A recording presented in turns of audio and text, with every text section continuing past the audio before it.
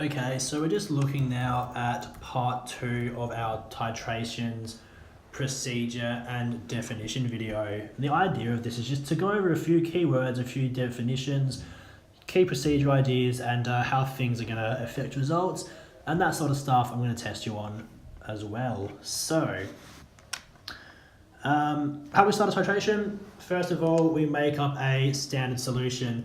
What is a standard solution? A standard solution is a solution containing an accurately known concentration of a certain, solution, certain substance. Usually we do that. We get a volumetric flask, which I'll badly draw on the side here. So it's got a flat bottom, so we can see on a table, and that is of a known volume. In the lab at school, we've been using 250s or 200 mils. And that is an accurate volume. It's got that little mark on there. We make it up there. We read it at eye level with the meniscus exactly on that line. At eye level, that's an eye. That is a terribly drawn eye. Anyway, so that's, how do we get rid of error to start with? Reading at eye level, meniscus on the line. We want to make sure that our mass always goes in there first. So I'm just going to go through some steps. So step 1, we're going to clean it. To do that, we're just going to rinse with distilled water. And that's the only way we need to clean it. We don't need to dry it because any residual water that's kicking around, it doesn't matter, because if it's just distilled water, it's going to be filled up with water anyway, so it doesn't really change anything. Obviously, it probably is good procedure to dry it, but rinse it thoroughly, do a good job of that. It doesn't really matter, in my opinion, too much. Step 2, accurately weigh and record our mass and add the mass to the flask. Step 3, make up to the line. Obviously making sure that we are, that meniscus is as we know it should be, with it touching the line, reading it at eye level. Very important to put your mass, your powder, your precipitate, whatever it is, into the flask first before making up with volume, because if you make it up with volume first, you then add the mass, that's going to read slightly higher, and therefore your results are going to be wrong. So mass goes in first, and then distilled water goes in. I'm going to draw a little droplet for water, doesn't really matter. Cool. So then what happens? So that's usually going to be for example, that could be us making up our sodium hydroxide titer, for our base. Then we might have an acid. We might have a solution of acid, for example, and we're going to use a volumetric pipette to transfer that to a conical flask. So our goal is to have our analyte, which might be our acid, in our conical flask. Again, not a great drawn thing, just giving rough ideas.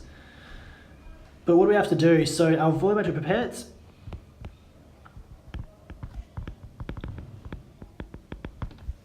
first off, step 1, rinse with distilled water.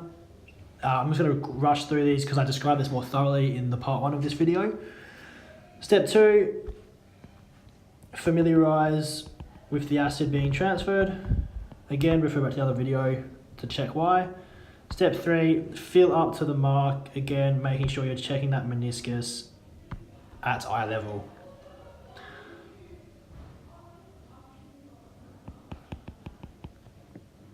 We're going to transfer that then into the conical flask. But before that, you've had to make sure that conical flask has been prepared, and that's just been rinsed with distilled water and nothing else. Doesn't matter if it's wet, because the idea is that if you're putting, for example, 20 mils or whatever this volumetric flask is into there, you're putting an amount of moles of acid into there. Once that acid's in there, you've got however many moles of acid. It doesn't really matter if water goes in there, because you're adding base to this to neutralize the amount of moles. The amount of water in here doesn't change the amount of moles, so hence it doesn't actually, the conical flask doesn't need to be dry after you rinse it. as long as it is just pure distilled water in there, because that won't change the moles of acid. When we transfer this 20 mils of solution, it's called an aliquot. That's a pretty important word. Let's remember that one. And an aliquot is, an exact volume being transferred. All right, so what happens next? We go back to up here and we get our nice tighter solution. We put that into a burette. Obviously, we are going to prepare the burette as described in the previous video. Step 1, rinse. Step 2, familiarize with the solution from that volumetric flask up here. Step 3, fill. Little thing though, we want to just make sure that that solution up here is homogeneous. Homogeneous meaning evenly mixed.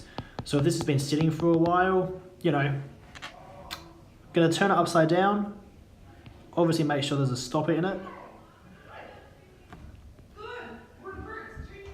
Turn it upside down and just sort of, spin it around or whatever. Make sure that everything's mixed in like so. Using a funnel, put solution in there, make it up to a mark, record that initial value, and then take the funnel out. Super important to remove that funnel because you don't want any residue liquid dripping in and changing the values. Yeah, from there, just tighter as you imagine. Have your conical flask dripping in there, indicators in there. Always using the same amount of indicator each time, because an indicator does have moles of things in there, and if the indicator is slightly, acidic or slightly basic, it's going to skew your tighter results. And then just something to think about. If we left this burette, sitting in a clamp here for an hour or so, maybe we had to take a lunch break, or we had a different lesson to go to. If this burette is full of solution and we leave it sitting in here, how is that going to affect results? Maybe just pause for a minute here and just have a think about what will happen and come back when you've got an answer. So assuming you're back with an answer, just to redraw this burette.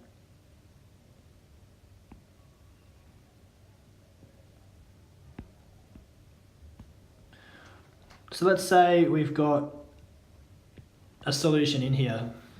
Initially, when you pour it in, you've got a nice homogeneous solution. And what that means is that, all your ions in there, all your stuff, all your molecules, they're nicely spread out like so.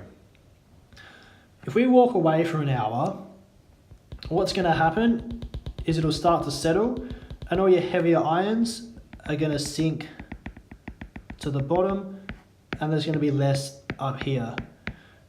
How will that affect your results? Well, you've got lots of molecules here. They're going to come through and that's going to be adding a lot more moles into your conical flask, and that's going to lower your tighter value because you're going to have heaps of moles coming through to reach the equivalence point faster. So now we're imagining, so that's going to make a lower first tighter value. And now the problem is we've got rid of all of this. Let's see if this eraser works. We've got rid of all these moles because that's just gone into there in our last test. And we've got, this solution here left in our burette. This solution here now has a much lower concentration, meaning there's much fewer moles in there. So it's going to take a lot more of this solution to reach a tighter value. So that's going to increase the next tighter value. Now, obviously, these two trials are affected independently, which means it's a random error. And it's just something to think about. It's something I could test you on, how is the, having a burette sit for a while going to affect titration values? It's going to, how do you put it? It's going to make all the molecules sink to the bottom if it sits for a while, most likely. And then you're going to reach an equivalent point faster. It's going to lower your titration values. And then your leftover solution in the burette is going to be less concentrated because all your molecules have already come out, and you're going to increase those remaining, increase those remaining tighter values.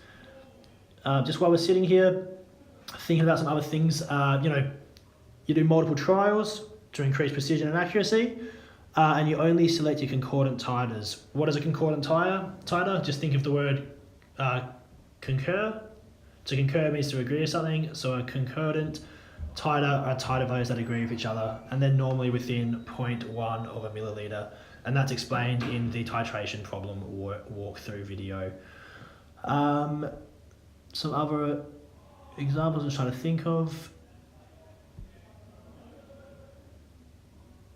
If you were to only rinse the burette or the volumetric flask with distilled water and you didn't familiarize it, what's going to happen? So you've got a burette. I might just try to make another page here. So you've got a burette.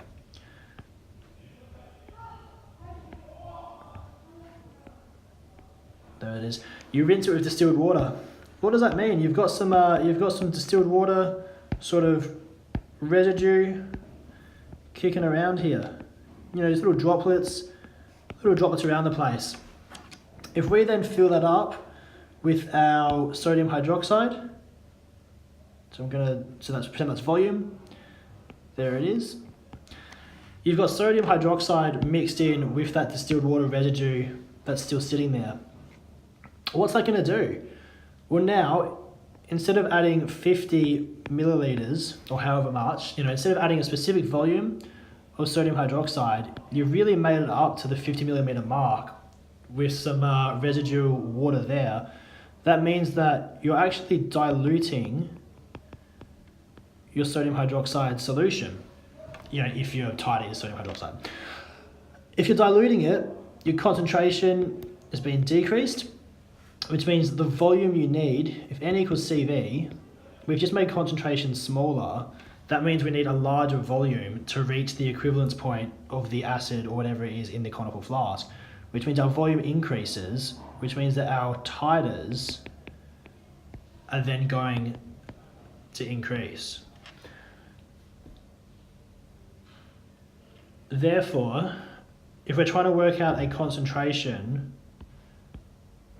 of an acid in here, if we're using the volume of the titer that's come out of the burette to work out the moles that comes out of the burette, we then work out the moles that comes out of here. So if N equals CV, and we've worked out a larger moles, if we've increased our volume that's come out of our titer, that means that our N is actually going to be bigger than it actually is, because if N equals CV, if we've increased the volume, then we've increased N. Therefore, we think that using your mole ratios, let's say that's 1:1, for example, we now think there's a larger N of, let's say, it's hydrochloric acid in here than there actually is, which means that our concentration, how does it affect concentration of the acid we're analyzing? If concentration is N divided by V, and we've increased N, we're going to get a larger number for concentration. So let's just look at that one more time. We leave some water in the burette, which means we dilute the solution. If we dilute the solution, we need a larger volume to reach the equivalence point. If we use a larger volume, we think we've added more moles than we actually have. That means that we think there's more moles in here than there actually is, which means the moles here appears bigger, which means the concentration appears bigger.